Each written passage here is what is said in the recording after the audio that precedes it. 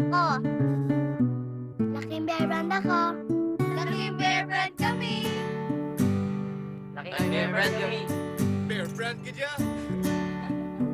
Laking bear brand kami. Laking bear brand kami. Nag-bear brand din sila.